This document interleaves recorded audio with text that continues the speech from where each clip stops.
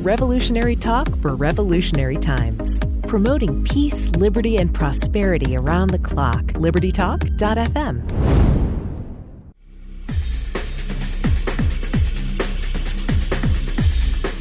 Welcome to Living the Solution with Dr. Elena George. Today we have an important show, one I'm looking forward to because I think it's quite timely. I've seen an increase of patients in my practice who have serious medical problems, and one of the things that I've noticed is that cancer seems to be on the rise, and it's a disease, no matter what type it is, it can be devastating, not only emotionally, but financially.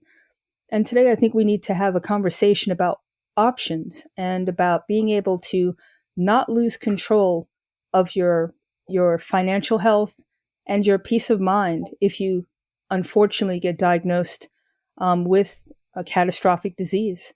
And today we're going to speak with somebody who can speak to this personally and who not only has become a victor in this, but also has put together a blog and information that can help other people. So I really applaud him because people tend to go underground and maybe they learn things, they don't share it, but that's not the case with my guest, Mr. Gregory Ciola. And he is just, I think, a survivor and an amazing person. He's published a wide range of health information since the year 2000. He's written numerous books and was the publisher of a powerful cutting-edge health newsletter for 18 years called CRUSADOR. He's also been actively involved in the nutritional supplement industry most of his life. He's now the lead minister and founder of Crossing Jordan Ministries that covers a wide range of health and biblical truth. So he has a wide knowledge, and I think we're going to learn a lot today. And Mr. Ciola, I want to thank you so much for joining me. I'm looking forward to our conversation. So am I. I'm very appreciative of you having me on the show, Dr. Elena George. Thank you so much. Oh, it's an absolute honor. My producer delves deep when she finds a person like yourself who just ignites her spirit. It's easy, and I'm glad she found you. Now, I know that you've come to this topic from a personal standpoint. How did you, the supplement industry is pretty broad, but the fact that you actually overcame the healthcare industry and actually are sitting here able to talk and thrive, I'd love for our listeners to kind of learn a little bit more about how you came to this. Well, I actually, my dad owned a health food store in New York when I was younger. It was one of the first health food stores in upstate New York. And then we moved to Florida in 1987 and we got into sports nutrition. We had a very big line of products back in the early 90s, actually late 80s and early 90s. And then a lot of things happened with that business, and I felt more compelled to get into nutrition from a health standpoint. And actually, a lot of things were going on with the food supply in the late 90s that virtually nobody knew about, and that was genetically engineered foods. And that's what kind of got me started. I wrote a book about what was happening with GMOs, and then that led me into a newspaper. And so long story short, the newspaper ended up turning into an 18-year newspaper, and I got into all kinds of different health-related issues. I did interviews with a lot of different book authors and health authors that really knew a lot of different things. And so I've had quite an extensive background. That's mainly, the health standpoint. And then, I went through a horrible battle with cancer, which is so crazy for somebody that's been in the health and nutrition industry. You wouldn't think that I went through what I went through. And that's probably going to be a good thing to talk about here on your show as well. So I don't know how much you want me to get into on that with this particular question. I think to hear your story, because when people get diagnosed, it's like you're completely in a different world. And you depend so much on the relationship you have with your physician and their energy and how they approach it and whether they are supportive or dismissive. My mother was diagnosed with cancer way back, and I remember having a conversation with the neurologist. And I'm a physician. I was at the time when this happened. He said, "Oh, she's going to die. Nothing else, nothing positive." And if I didn't have more knowledge, if I was depending on him, I would have been devastated and we would have given up and we would have I mean, that's not how a physician is supposed to act. And she ended up living 7 years, quality life, and unfortunately passing away of something completely different. So I have a whole different take on how it's approached, spouting statistics, but not listening to the person. So from your standpoint, when you were diagnosed, did the physician, were they supportive? How did they approach it? Well, I really didn't have a full-time physician that I was actually going to. Being in the nutritional supplement field and everything, I was always trying to take care of my health. I was doing all kinds of good products. I interviewed all kinds of doctors that knew this, that, and the other. And I didn't even really have the greatest health insurance at the time. I wasn't doing the greatest financially. I was struggling a little bit. I had a health insurance policy, but when I got diagnosed with the cancer, that policy wasn't going to cover hardly anything. And so I actually had to wait. I had to get a new policy implemented and wait until January of 2020 for it to go into effect for me to really start going to some other doctors and really get some things done. Mm-hmm. So it was really I kind of went into a rut right out of the gate, really, with this whole thing. It was so weird. The people that I have dealt with, I've been very happy with for the most part. It's a unique experience for sure. You get to see all kinds of things that you never see in life unless you're around it all the time. I heard about cancer. I've seen people that I've known over the years that were people I dealt with through our newspaper and such that passed away. But going through it myself, it was so different, so much that I never knew that I was going to go through. So January, immunotherapy with the type of cancer I had is what the therapy they wanted to use. I didn't know anything about it. I never even really heard of immunotherapy. This whole thing really started in 2016 with just a melanoma on my back. I had it cut off, and then a couple years went by, and I had a lump that showed up under my arm, and I didn't think anything about it. I never put 2 plus 2 together and said, oh, it's cancer related to the melanoma on my back. And so I let almost a whole nother year go by. That's what really caused me problems. Thank God I'm still here. My actual uncle died in 2011 from melanoma. He was up in upstate New York, very well off with the teachers union up there. He was a pretty well-known guy. And I still never really connected all that he went through and connected it to what I've been battling. So it was quite an ordeal. The only thing that happened when I did finally find out, I had to get a biopsy. They tested this tumor that was under my arm, and they said, you have metastatic melanoma. And once that happened, that's when I kind of went into freak mode. I didn't know what was going to happen at that point. And I started talking to everybody I knew that could help me. And there was a cancer clinic here in Orlando.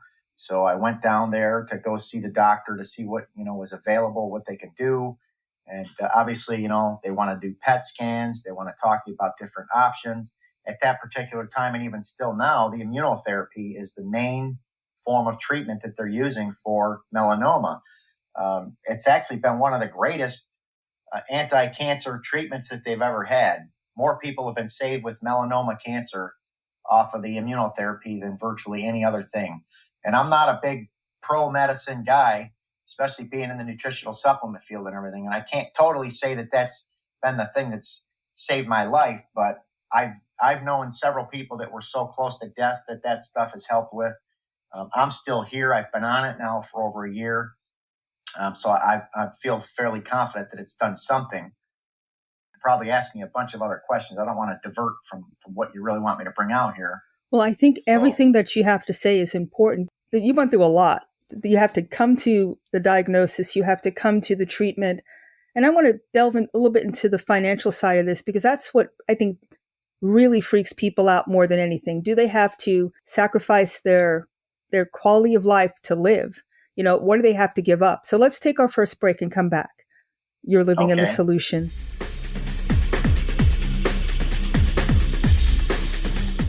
Welcome back to Living the Solution. We're speaking with Mr. Gregory Ciola, and he is very knowledgeable about the supplement industry and also, as a survivor of cancer, how to navigate the system. I think one of the major things that comes into play is the financial side of it. And I personally think if somebody has a catastrophic illness, money should never be an arbiter of their care. In your article you wrote, I almost died and went bankrupt from your diagnosis. How did you navigate that? I mean, you were in the middle of all these extreme points in your life, getting a diagnosis, having to be able to cover and pay for these are not cheap uh, treatments. How did you navigate that? Because I think that's where people really, they just tune out when they hear that.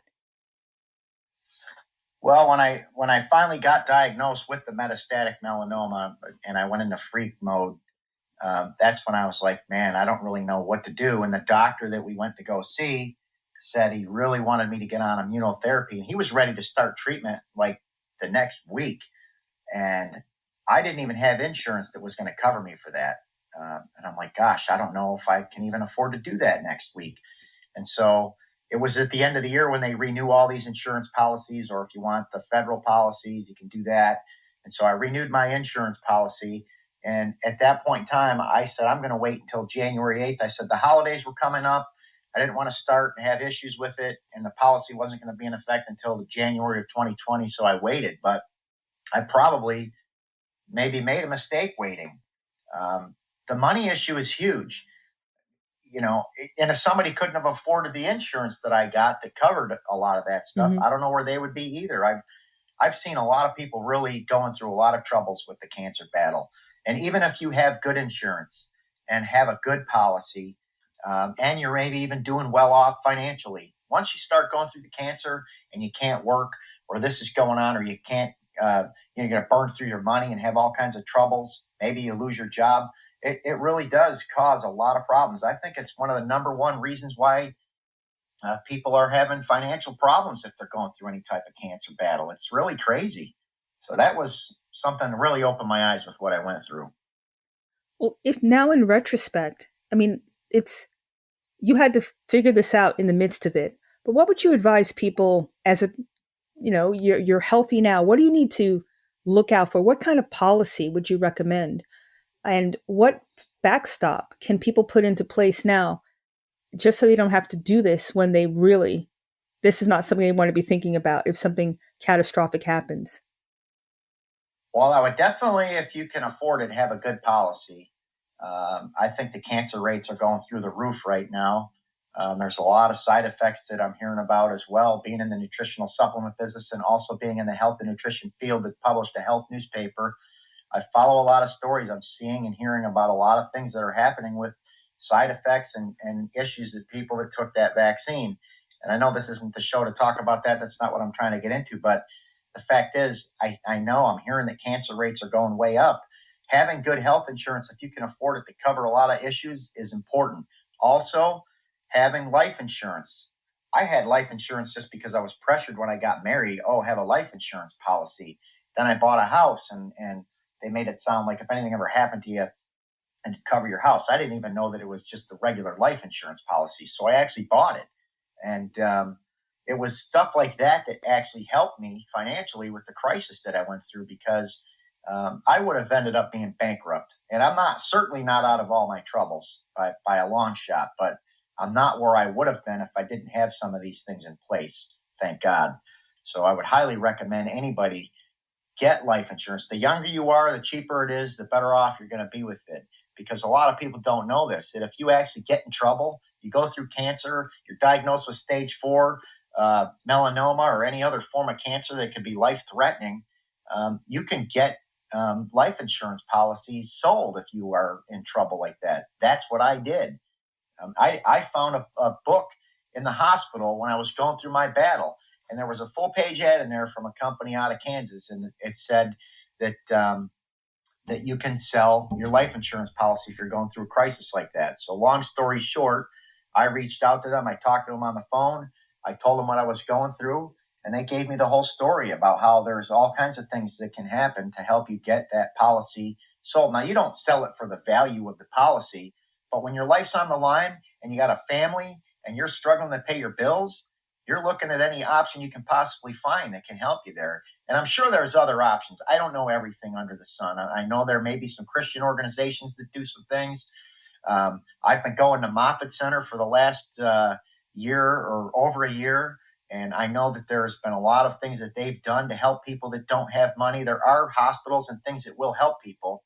Um, I wish I actually knew even more, because there's a huge problem. Everything's so expensive; it's unbearable, really, for most people. Mm-hmm. Agreed.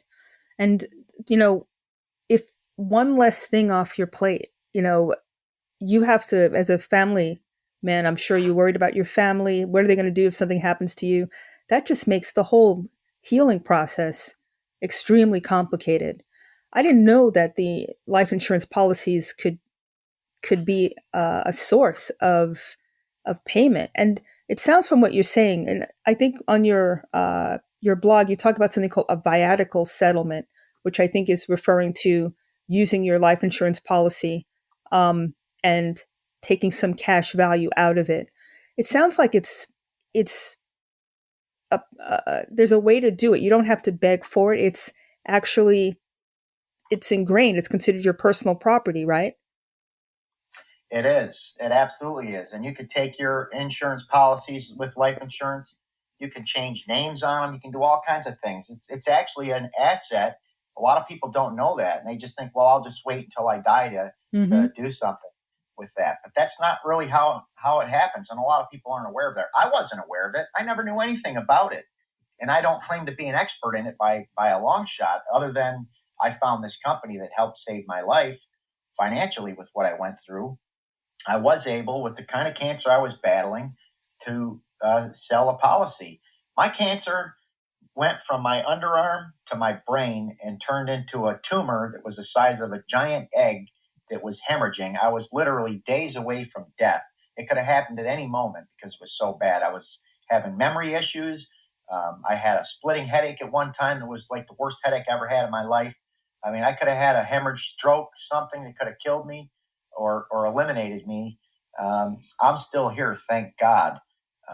And having that life insurance policy, going over what I went through with this company, they were able to find somebody that was willing to invest in it, because in their mind they think, well, this guy's not going to be here long, so we can pay an X amount for the policy, and something happens to him, we get the full value. So for them, it's an investment, and I'm not saying that to sound like an investor on it, but that's how it goes with those companies.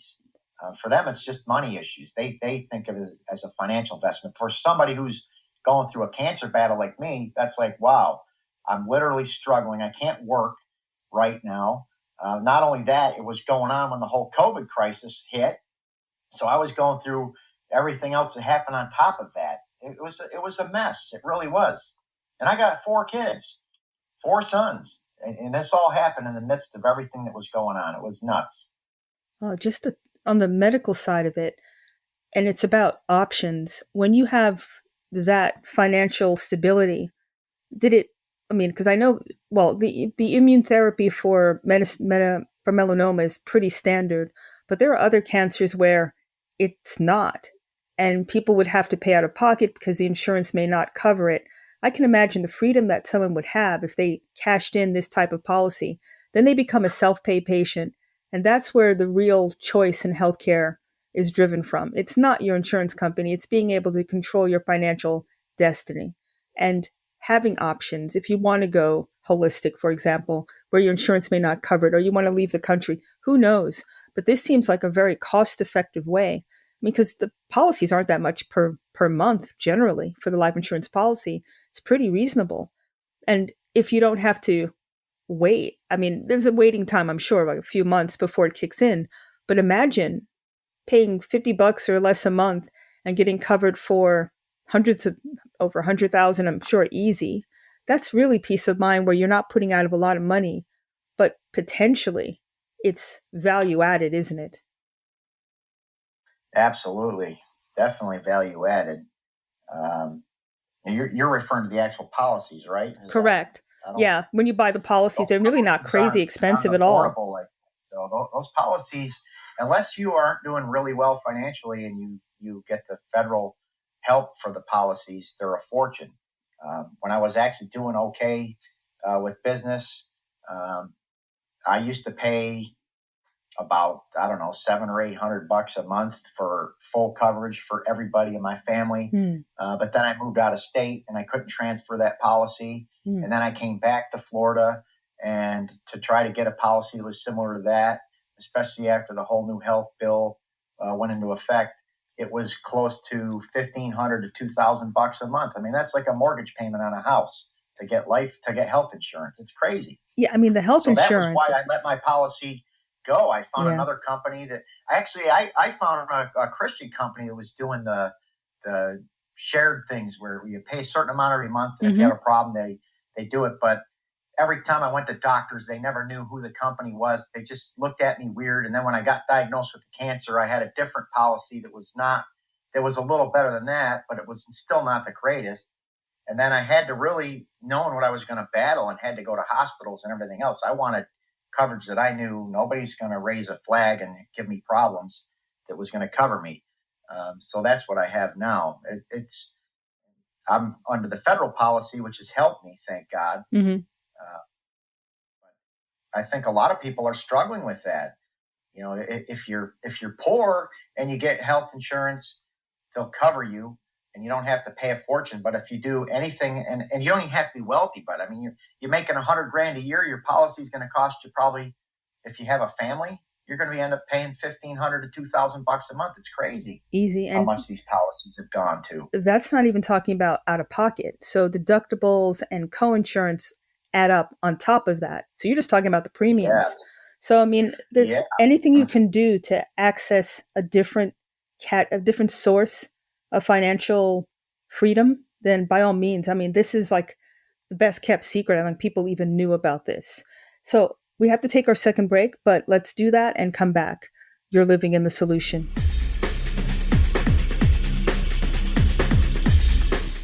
Welcome back to Living Solution. We're speaking with Mr. Gregory Ciola. And before the break, I think you did a really great job of giving us a synopsis and a breakdown of financial options out there that I think most people can add in with their health insurance and just gives them a little bit peace of mind. I would also add in something like AFLAC, which is these indemnity policies where you can get coverage for a specific ailment like heart disease, stroke, cancer. And there are little riders that you can add on to the policy. And it's no questions. If you get a diagnosis, they just pay you, give you a check to cover whatever that disease process is. So $250,000, whatever the coverage is for a diagnosis. That's a little pearl that people don't know about. They think about, AFLAC being injuries, right? But it's also about disease as well.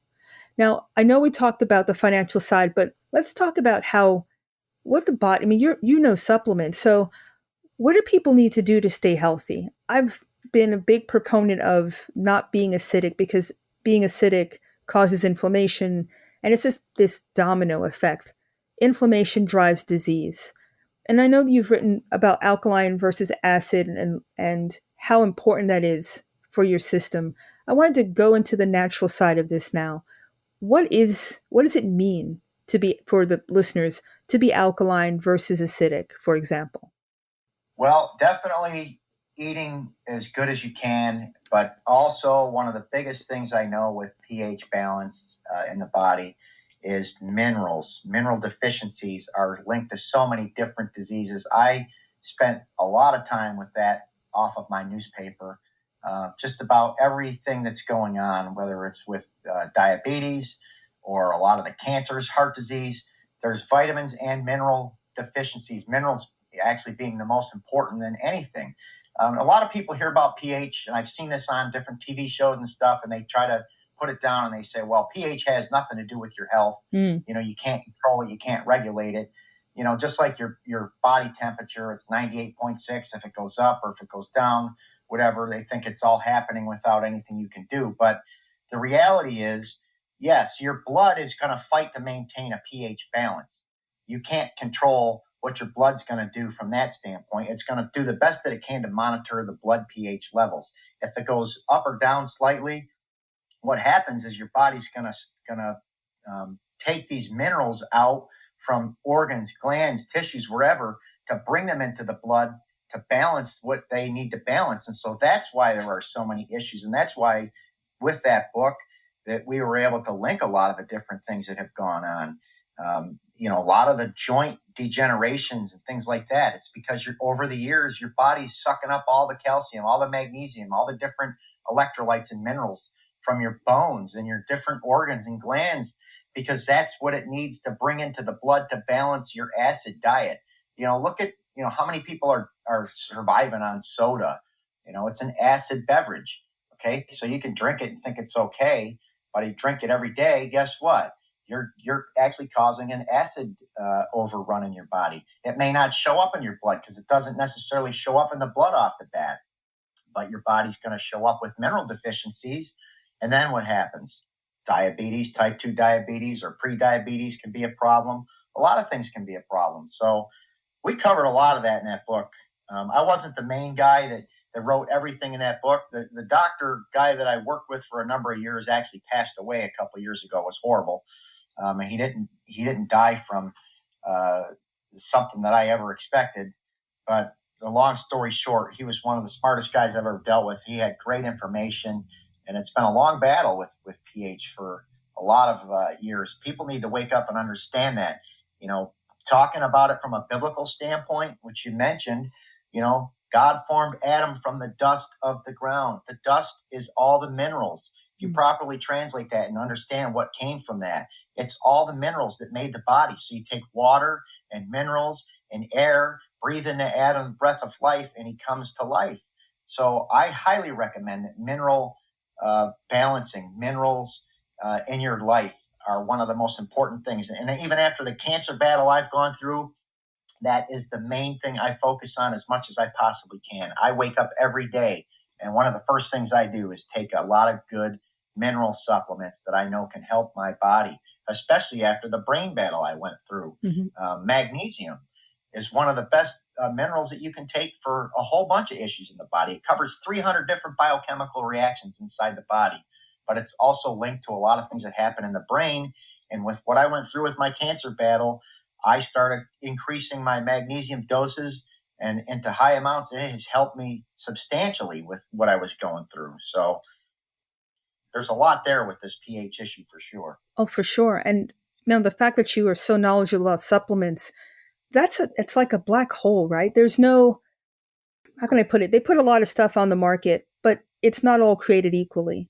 So from a consumer standpoint, one, what do you need to look for? I mean, I'm not doing anything from one of these pharmacies and their brand name stuff. I think that's probably not the best choice. But is there a difference? Should you be looking for a specific, like a GMP or some sort of standard that supplement has gone up and above what the baseline is? That's a good question, and I don't have the easiest answer, and I certainly don't claim to be the expert on every single thing that's going on because this industry's gotten so big, mm-hmm. and there are a lot of companies out there, but and the GMP doesn't necessarily mean anything. The dietary supplement industry is pretty much as regulated as the pharmaceutical industry. I know the pharmaceutical companies try to badger the nutritional supplement companies sometimes, but the fact is, a lot of these companies have been purchased and taken over by the pharmaceutical companies. For a lot of them, it's just for the money. There were a lot of smaller companies that really went extreme with a lot of good products. But like for minerals, for example, you want things that you're going to put into your body that are going to work the best at the levels they need to work, that are going to get through the stomach, get into the blood, get into the cells, and be utilized. There's a lot of different companies out there. You almost have to do your own research or look for good articles that are written. I don't claim to be the article expert. There's some good companies. Life Extension is a really good company that's down here in Florida that I've read their magazine. I get their paper. There's a lot of good information that comes out of what they teach, and they put out some great products. Those are the kind of things I would do. Do the right research, find the right products. So like for minerals, for example, there's a company out of Utah called Albion Labs. They've been around, I believe, for like 55 or 60 years. They're one of the oldest companies in the business. But the big thing that separates them is they've actually created minerals that are bonded to an amino acid. And the amino acids, that's what happens when you eat food. Your body breaks your food down to an amino acid, gets into the blood, and the cells take the amino acid in as food source that it uses. And so if you can bond an amino acid to a mineral, that mineral goes into the blood, bonded to an amino, and gets taken into the cells and gets utilized, where a lot of minerals are going to have a lower absorption rate if you don't get the right ones. It's not that they don't all work, but the better ones that like that are ones that are going to do the job that they can do. So that's one angle there with the minerals. There's a lot more I could probably say on that. Is there any benefit to a capsule versus liquid? Liquids, if they're done properly, certainly can get into the system faster. A lot of capsules, though, done properly, a lot of people don't like doing the liquids all the time, especially if you're traveling or you have to take an ounce or two and take it that way. But liquids are very good. I'm a big fan of liquids. I don't know that one over another is better or not better. Mm-hmm. It really depends on the actual sources that are in those products. We talked a bit about pH, and I'm going to delve more in the last segment, but I want to get started with it. I mean, the pH is so key, isn't it? Important for absorption. It's important to detoxify. It has so many different, it needs to be in the proper range so the function of the body works. Am I correct? So if you're really acidic, does that inhibit, for example, your ability to detox? Does it set your cells up to die earlier? What's the fallout? Because people, I don't think they really understand how important it is to have a balanced pH, because everything runs on that, in that how can I put it? The boundaries of that. Yeah, it does. It absolutely is important. I wish that a lot of people in the medical establishment would actually wake up and address it. It may not be the exact cause in every single disease, but certainly there's a link to it in a lot of different problems. You could tell with pH imbalance what's going on. I mean, some people you can tell just looking at their tongues. They have a lot of white that gets built up on their tongues. Yes, toxicity comes with it. Our food supply, that's a whole nother show we could do. I mean, we're exposed to more toxins and more poisons than any other nation or people in the history of the world. Everything's got contaminants in it, whether it's our water, our food, our air, you name it. And so what is that doing to people over the long term? It's causing problems. And so when you add on a bad diet that's with genetically engineered foods, pesticides sprayed on it, drinking water that's got 200 different chemicals in it, and your pH balance off, you're deficient in minerals, you're deficient in vitamins, you're not taking good herbs and products to take, what's going to happen to the body? It's going to break down. And so, but very few people in the medical system will talk about any of this. What they're doing is not wrong, but they're not merging the two together, which they really should do. Most medical doctors, they don't even take any nutritional courses when they're in college. I'm not here to badger anyone. There's a lot of great doctors. I got saved by doctors, but these questions are certainly important. What we're talking about is important. And again, I don't claim to be the expert on any of this, but I see that this is a problem. I've done a lot of research on it. And I looked up Antoine Béchamp, who's an amazing guy who got onto a lot of different things where microbes inside the body were regulated or controlled by things that were happening versus just trying to kill them all. Mm-hmm. All these things are important. So the more people do their own research, better chance they're going to have. And that's what people really need to do. Hopefully people listen to this program at least would be inspired to go do more research. Find out. Don't just listen to people all the time. Try to do your own research and become an expert at it as well. There's a lot of books, and a lot of people out there that teach on these subjects.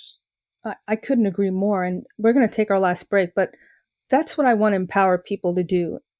If you can read, if you can concentrate still for a couple hours and really start this process, you won't want to stop, because it gives you so much ammunition, so many choices. Instead of people telling you what to do, you can make your own conscious choices. That's, I think, the first part, the most important part of being for a doctor, for us, but also for the patient. So let's take our last break. You're living in the solution. Welcome back to Living Solution. We're speaking with Mr. Ciola. And how can people read your what you've written, your blogs? Is there a website they can go to? I don't have a lot of stories like I had up before. The main site that I have where they can learn more about what we talked about in the beginning of the show, I have a ministry called Crossing Jordan. They can go to crossingjordan.com. I actually have a section on that site called Cancer Warrior. I even linked the site called cancerwarrior.net to that page. If somebody wants to hit cancerwarrior.net, they can go there and they'll see some videos and some of the information that we talked about as far as, your life insurance policy, getting some help if you're going through some troubles like that. I do have a nutritional company as well called 7 Lights Nutrition. It's the number 7 and then Lights, Lights, nutrition.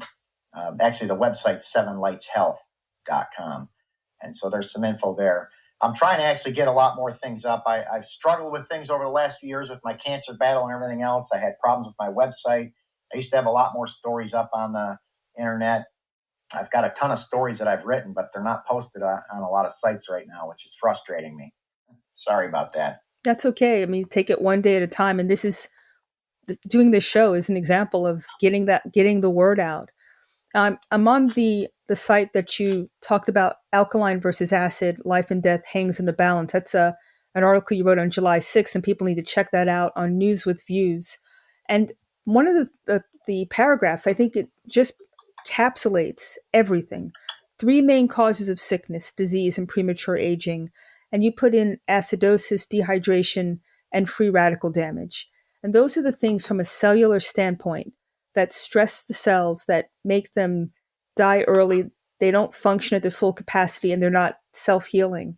And if we could control those 3 things, drinking water, watching what you put in your mouth, then the body naturally will help with the free radical damage, won't it? I mean, this is like something you can just make small changes, it seems, and get a really big bang for your buck. Yeah, absolutely. That's true. Those 3 things alone are so important. And if you talk to anybody that's going through any health challenges, you'll probably find that they're dealing with all 3 of those, or at least one of them or 2 of them. You never really know. But I mean, we're talking about the acidosis. If somebody's diagnosed with cancer, ask them how they've been living, how they've been eating, what they're doing. Are they exercising? What kind of nutrition have they been taking? And you're going to find out that most of them have probably done a lot of things that aren't good. Mm-hmm. Just that's the way it goes.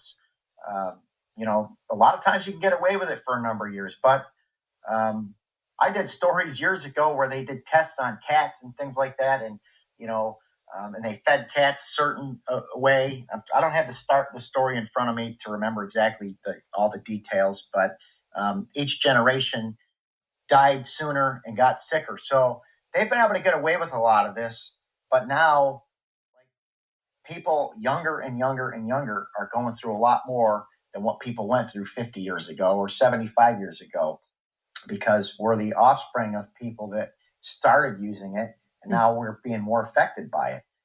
They don't run studies on all this stuff. They just put it out there. It's crazy what's going on. I do believe that we should do the best we can to try to take care of our lives. That's a biblical angle. God says he gave us all the herb-bearing seeds, the fruits of the trees. There's all kinds of things that come from nature that we should be doing. And that's what can help people change their lives. Water, hydration. How many people are living on sodas or fruit drinks or different things that aren't really giving you the right stuff to put into your body to keep you hydrated? You're getting dehydrated, or you're getting overloaded with sugar. Or, well, if you don't want the sugar, you can drink all the diet soda that's loaded with aspartame, which is a toxic chemical. Over 92 horrible side effects. This stuff should be pulled from the market, but it's not. It's crazy what's going on. You can't even buy gum anymore that doesn't have aspartame in it. That's true. And they've managed to put in gum it's not even sugar-free gum. It's in regular gum as well. So it's just like the food industry seems to be completely oblivious to health risks. I mean, even go down to the farming industry, right? The cows used to eat grass. Now they're eating all sorts of GMO grain. What they eat is what we take in as well. So we have to be really mindful of, just because it's cheap or just because it's in the supermarket doesn't make it good for us to eat. And maybe we need to be a little bit more discerning about what we're putting in our body. Who knows what's going on in the fast food industry? I remember a movie that came out with a guy who was just eating McDonald's every day, and he went from being healthy to being completely ill. That's a cautionary tale. I mean, he left it in his car and it shrunk down, but no fungus grew on it. That can't be food if it just becomes a smaller mini version of itself. I mean, if you think about it, and it's not cheap either anymore. So maybe people need to take a step back. And I think God made an amazing system. This is a system that can withstand all sorts of insults. Imagine living to 80, eating all this crap. Your body's actually pretty good. But it's time for us to actually start helping it. And, you talked about acidosis, and movement. The whole system is built so that you can dump waste into your lymphatic system, into your tissues. But if you start eating properly, you start exercising, you start mobilizing all this junk, the body will get rid of it, won't it? Yes, but it does need help in a lot of cases. I've done different stories and research over the years. The digestive system is very, very connected to everything with the human body.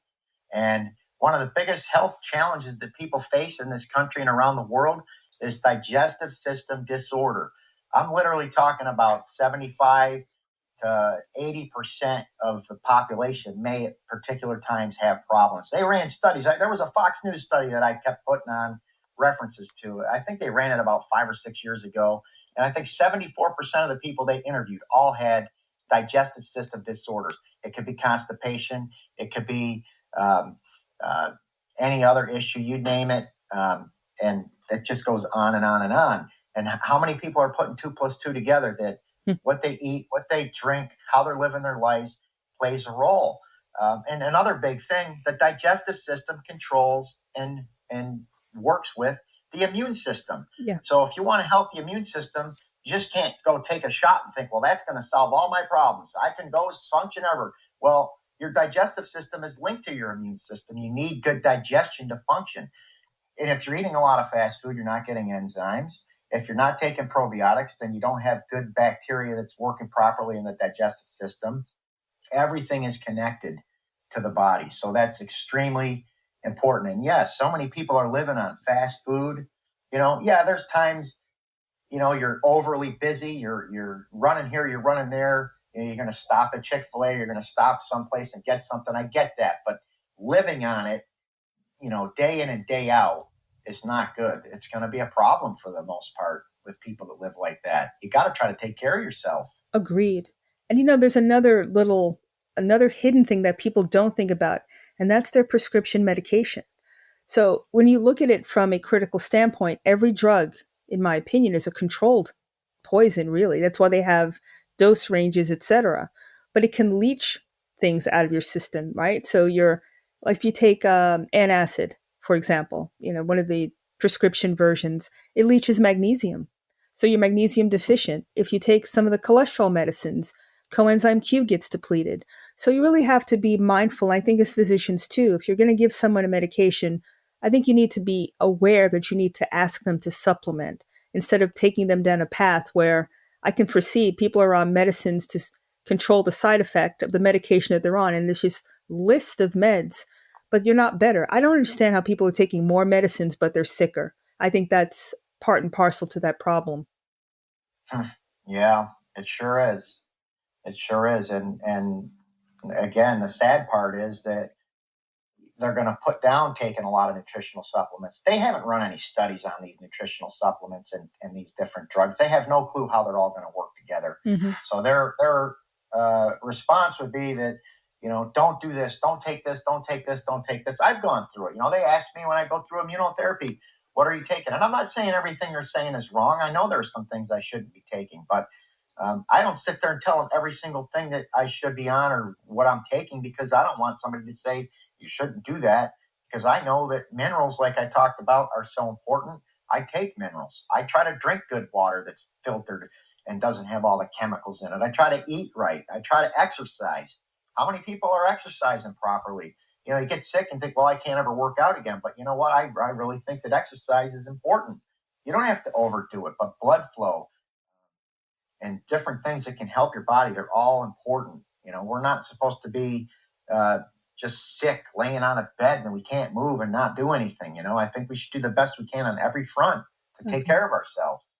I agree. And I think it starts with faith and, really respecting the temple that God created for us. And that means mind and body to me. Yeah, that's so true. I actually have a quote in that PH book, which I love. I don't know how many people ever heard it. It's from Thomas Jefferson. If people let the government decide what foods they eat and what medicines they take, their bodies will soon be in as sorry a state as are the souls of those who live under tyranny. So people need to wake up. They need to do their own research. Start taking authority over your life and over your health, because that you're going to have the answer. God has the answer. It's in the scriptures. It's not that everything they're doing is wrong, but certainly not everything they're doing is right either. And a lot of problems are happening because of the way things are. I couldn't agree with you more. And God helps those who help themselves. I think that's a really good truism.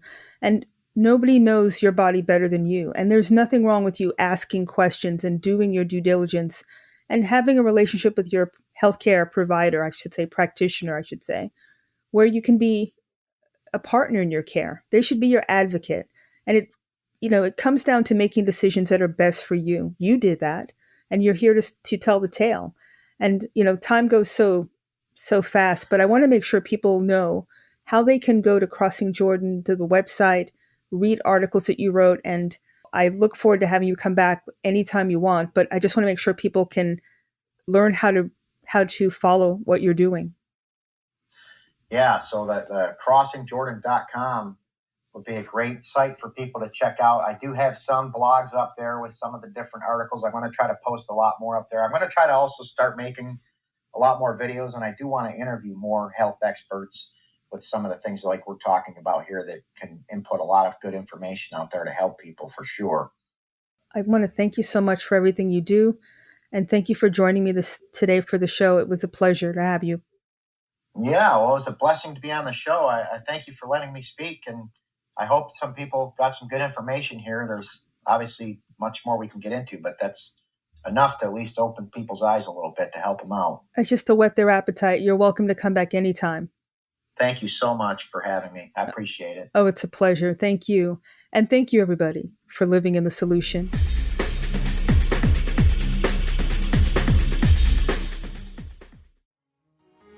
Revolutionary talk for revolutionary times.